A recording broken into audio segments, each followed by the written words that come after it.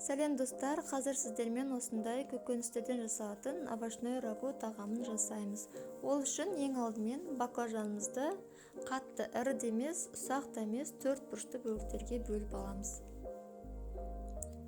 Бәрін турап болғаннан кейін ыдысымызға салып, үстіне суық су, 2-3 шай қасық тұз салып 10-15 минутқа қалдырамыз.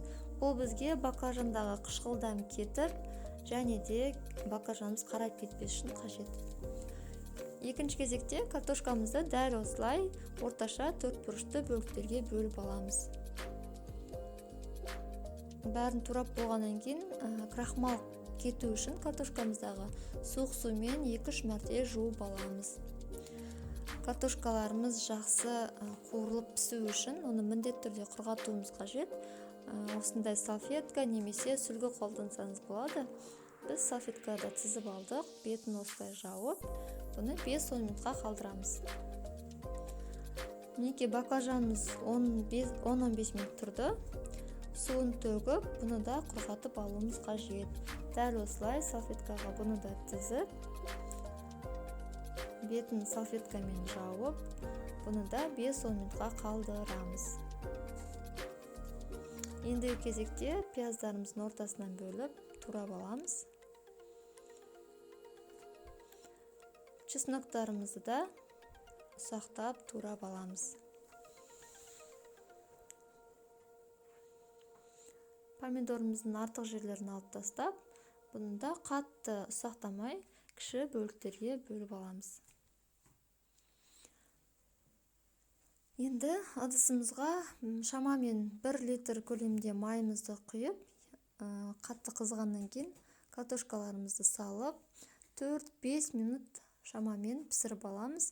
Міндетті түрде арасында араластырып тұрыңыз, қатты күйіп кетпеуін қадағалаңыз.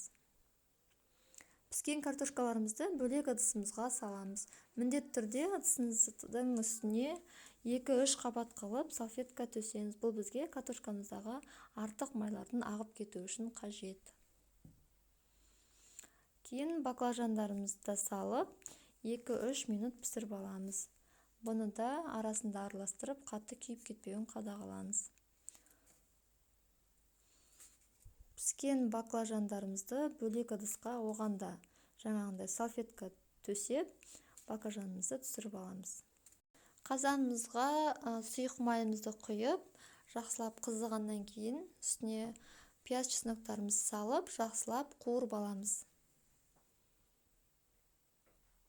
Қуырып болғаннан кейін үстіне қызанақтарымызды салып, оны да шамамен 4-5 минут қуырып аламыз.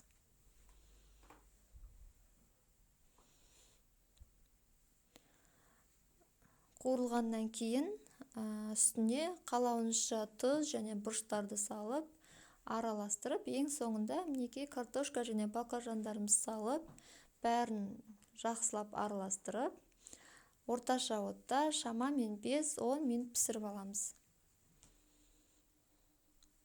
Дайын болған тағамымызды мінекей ыдысымызға салып, қалауыңызша шөптермен әрлесеңіз болады.